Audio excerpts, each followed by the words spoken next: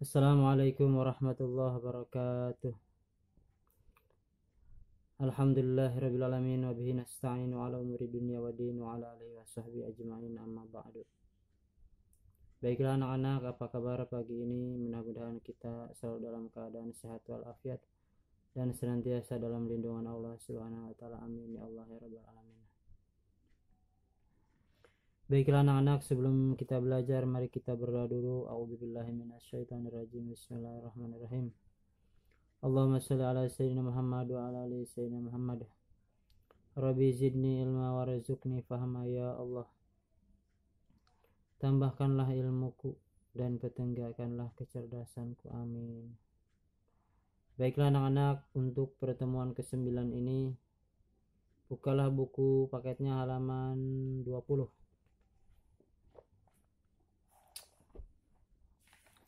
Yang mana dalam halaman 20 ini adalah ayo berlatih. Jadi kalian setelah menyelesaikan pembelajaran kedua ini diharapkan bisa menjelaskan ya,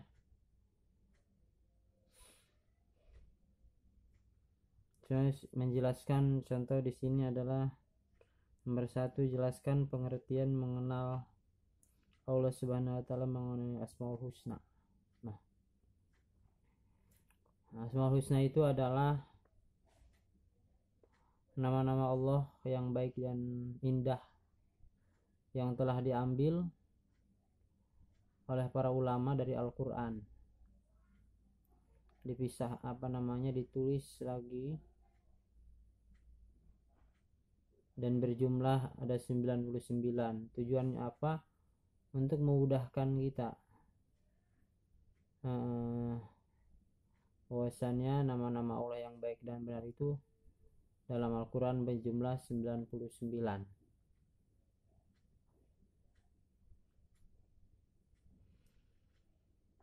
Yang mana Asmaul Husna ini adalah sebutan untuk zat Allah yang maha kuasa. Di antaranya adalah Al-Ghafur yang maha mengampuni. Al-Mumit di sini yang maha mematikan. Al-Hayyu. Dan juga menurut pendapat para ulama bahwasannya kalau kita berdoa sebutlah nama-nama Allah itu sesuai dengan kebutuhan kita. Contoh, kita butuh rezeki, dalam Asmaul Husna disebutkan Allah itu Ar-Razzaq, yaitu pemberi rezeki. Maka berdoalah dengan menyebut Allah dengan nama Asmaul Husna, misalnya Ar-Razzaq, ya Razzaq yang maha pemberi rezeki.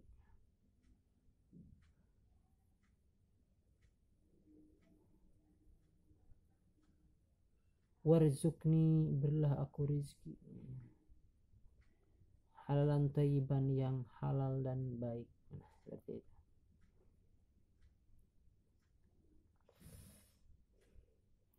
Sini misalnya Al-Mumit yang maha mematikan.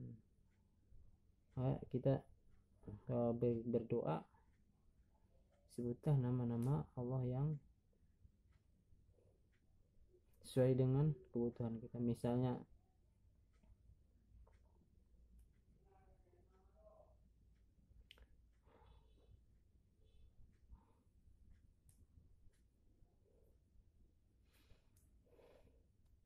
ya Allah, matikan aku dalam husnul khotimah, misalnya gitu. Allahumma inna nas'aluka husnul khotimah gitu. Ya Allah, matikanlah aku dalam husnul khotimah. Seperti itu.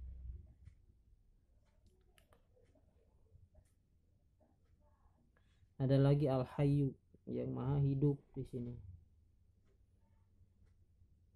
Jelaskan sama kalian bahwasannya, misalnya Al-Mumit, jelaskan sama kalian bahwasannya Allah itu yang maha mematikan segala sesuatu. Tidak ada sesuatu apapun yang bisa mematikan kecuali Allah. Makanya banyak sekali kasus, diantaranya adalah orang yang sakit bertahun-tahun, yang telah kadang dokter memvonisnya, wah ini 2 bulan lagi ini akan meninggal. Tapi qadarullah, kalau Allah menakdirkan itu tidak mati, maka ya orang itu bisa sembuh lagi. Karena yang mematikan itu adalah Allah. Mati itu bukan karena sakit, bukan karena terjatuh, bukan karena apa gitu ya, bukan karena masuk jurang. Tadi mati itu karena Allah matikan. Itulah keyakinan yang harus kita tanamkan dalam diri kita. Mati itu bukan karena penyakit, bukan karena penyakit diabetes dan sebagainya, tapi mati itu karena Allah mematikan. Adapun itu hanya wasilah saja, hanya sebab akibat. Nah, sebab akibat itu tidak semua menjadikan dia mati kalau Allah tidak mentakdirkan untuk mati, ya seperti itu. Karena Allah yang maha mematikan. Sekarang yang terangkan bahwasanya Allah itu yang maha mematikan. Semua yang ada di alam semesta ini akan mati dan hancur di hari kiamat nanti, kecuali Allah Subhanahu wa ta'ala yang tidak mati, karena Allah adalah zat yang maha mematikan. Kemudian selanjutnya adalah Al-Hayyu, yang maha hidup. Misalnya kalian terangkan seperti ini, segala sesuatu yang ada, yang hidup di muka bumi ini karena Allah hidupkan. Seandainya tidak ada yang maha hidup, yaitu tidak ada Allah yang maha hidup yang menghidupkan, maka tidak akan ada yang hidup. Tinggi sekali ya. Nah, seperti itu ya. Maka ini juga kita, kalau kita lagi berdoa misalnya, ya Allah Al-Hayyu, yang maha hidup, berilah aku kehidupan yang bahagia dunia akhirat, berikan aku kehidupan yang berkah, bahagia, selamat dan sentosa, seperti itu. Sebutlah nama-nama Allah dalam berdoa itu sesuai dengan kebutuhan kita yang sedang kita hadapi.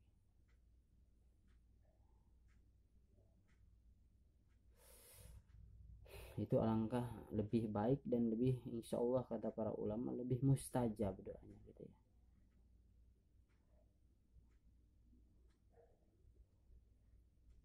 Dan jangan berdoa yang tidak. Misalnya kita lagi sehat tapi pengen disembuhkan, itu sama aja kita meminta untuk sakit. Mintalah yang sedang kita hadapi, yang sedang kita terjadi ya. Lanjut misalnya Al-Qayyum, yang maha berdiri sendiri. Bahasanya kita misalnya jelaskan seperti ini, Allah Subhanahu wa ta'ala menciptakan alam semesta ini tanpa bantuan siapapun, tanpa membutuhkan apapun ya. Beda dengan kita, karena kita sangat butuh ya.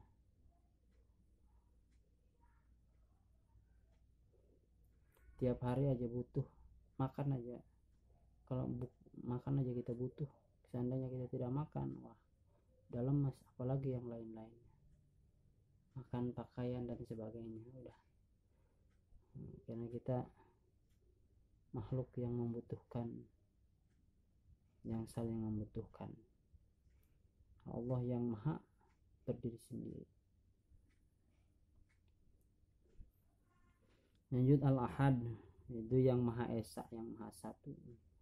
Bagaimana dijelaskan dalam surat Al-Ikhlas, Qul huwallahu ahad, katakanlah dialah yang maha esa, Allahus samad, dan dialah tempat mengadu, tempat untuk dituju atau maksud kita adalah Allah. Allah lah tempat kita menuju, tempat Allah lah tujuan kita. Iya.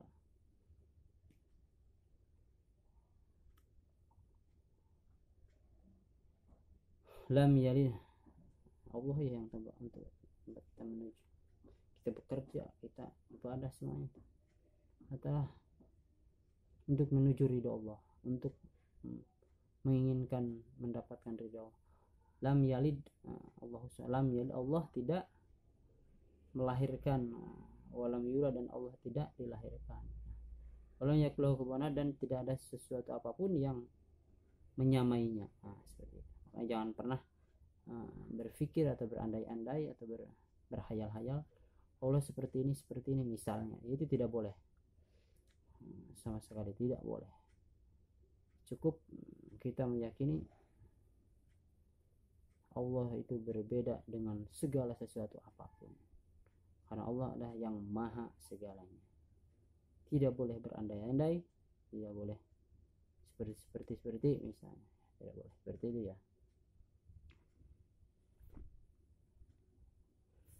Karena itu berhubungan dengan akidah. Baiklah anak-anak, untuk seperti sampai sini aja penjelasan untuk pertemuan yang 9 ini. Tugasnya adalah ini halaman 20, yaitu kerjakan dari halaman 1 sampai halaman 5 ya, terus difoto dan di-share di Classroom. Ini saja, bila taufiq hidayah, mohon maaf bila ada kesalahan. Assalamualaikum warahmatullahi wabarakatuh.